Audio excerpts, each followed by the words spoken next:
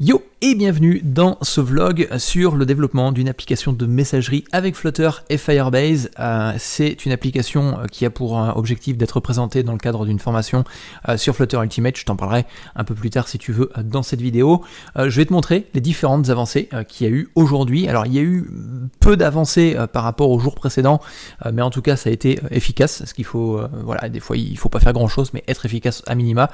Et notamment on a la possibilité maintenant de pouvoir aussi bien rajouter du texte et puis en même temps de pouvoir ajouter des images. Et tu vois que, alors là je dois avoir un petit problème de rafraîchissement, je pense que ça vient de mon émulateur, mais concrètement on a la possibilité d'ajouter des images et notamment sur ces images là, alors c'est quelque chose que tu peux faire avec Flutter, c'est que quand tu charges tes images, tu vois que tu as la possibilité d'avoir un espèce de banding. Alors c'est ce qu'on appelle du fade-in image, enfin c'est le composant qui est présent avec Flutter, donc c'est un composant déjà tout préfet, enfin préfet ou tout du moins un widget qui est déjà tout préconçu et notamment qui te permet de pouvoir mettre une image en attente du chargement complet de l'image qui t'intéresse. Parce que des fois, il suffit que tu sois au bord de la plage et notamment que tu aies tout simplement un problème de connexion ou une connexion très très lente.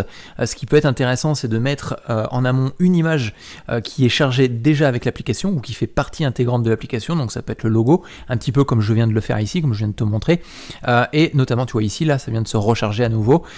Et tu vois, hop, quand je vais swiper, quand je vais faire un slide du haut vers le bas, ça me permet de recharger les images quasiment instantanément, ce qui permet justement d'avoir un petit moment d'attente assez sympathique pour l'utilisateur.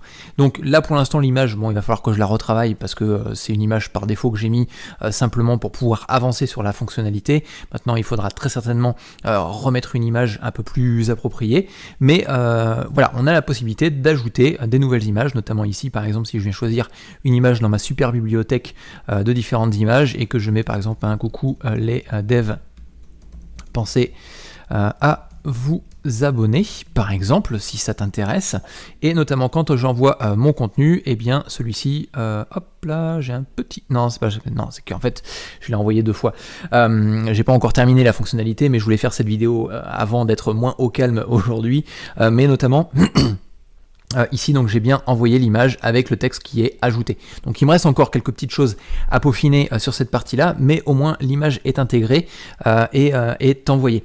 Je reviens sur d'autres vidéos que j'ai faites précédemment parce que c'est des petits conseils que je peux te donner et qui vont te permettre potentiellement d'être un meilleur développeur par la suite.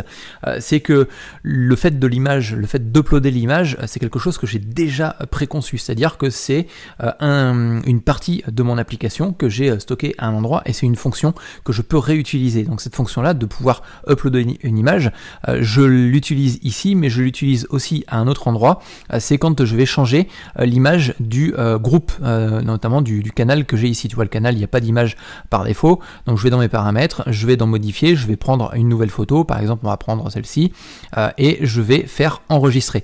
Et cette photo là en fin de compte utilise la même fonction qui permet d'uploader l'image sur un serveur, donc c'est toujours un serveur chez Firebase, donc notamment j'utilise l'émulateur pour l'instant, et notamment ici tu vois qu'on va retrouver bien les différents dossiers avec les différentes channels, les différentes images, etc. etc. Donc tout ça est poussé sur un serveur. Le système d'upload est quelque chose de réutilisable, donc ça veut dire que si demain je crée une messagerie en one-to-one, une messagerie où tu discutes avec quelqu'un d'autre, et bien pour uploader une image pour pouvoir l'envoyer, j'utiliserai exactement cette même fonction. Donc ça veut dire que cette fonction là pourra être utilisable à plusieurs endroits dans mon application, ce qui permet, en fin de compte, c'est ce qu'on appelle de faire du code qui est refactorisable, ou tout du moins de refactoriser une partie de ton code de façon à éviter d'avoir une fonction à droite, une fonction à gauche, ou exactement le même code à droite et le même code à gauche. En fin de compte, tu prends ces deux codes-là, tu essayes de trouver des points communs entre ces différents codes, et puis tu essayes de faire quelque chose d'un peu plus générique. Donc vraiment, c'est quelque chose que je t'invite à faire quand tu développes tes applications, c'est ce que je t'invite à faire pour pouvoir justement créer des applications un peu plus robustes, parce que à partir du moment que tu as exactement le même code à différents endroits, s'il y a un bug, s'il y a une amélioration à faire, eh bien cette amélioration va être répercutée absolument partout sur ton application. Donc ça c'est quelque chose qui est plutôt intéressant.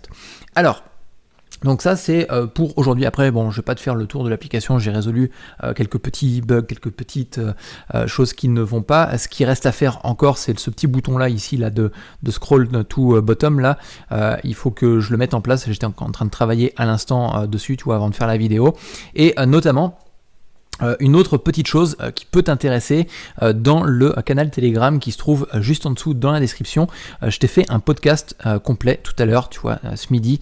Je t'ai fait un podcast dans lequel je te donne une astuce qui va te permettre de devenir un meilleur développeur. Alors au moment où je fais cette vidéo, il se trouve vers la fin des différents conseils. Je t'en donne d'autres, je te donne des petites blagues ici, mais je te laisserai découvrir les petites blagues que je peux te mettre dans ce canal-là.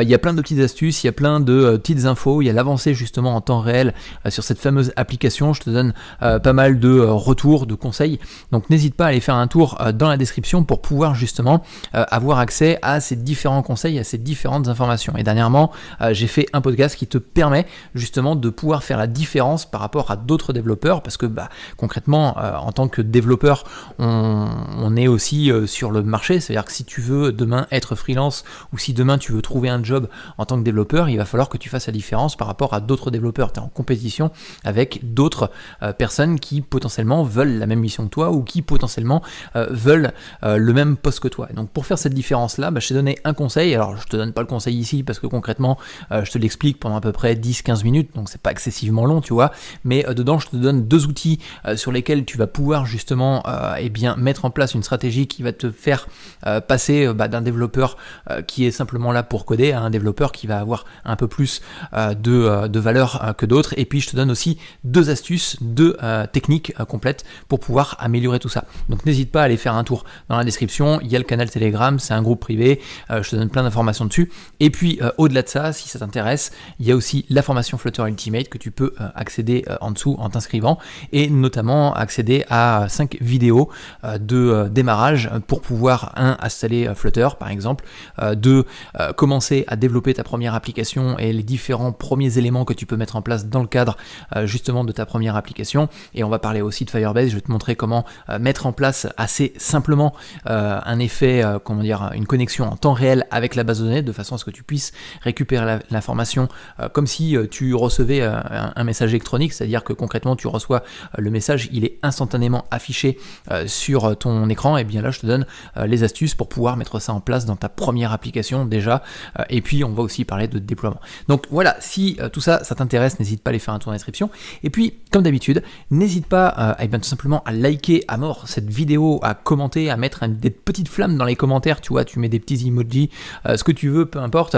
L'objectif c'est de dire à Google, écoute, cette vidéo ça t'a intéressé, et donc concrètement ça peut peut-être intéresser d'autres développeurs. Donc n'hésite pas à booster cette vidéo sur YouTube. Et sur ce, je te remercie beaucoup par avance des différents likes, différents commentaires que tu vas déposer, et je te dis à plus tard.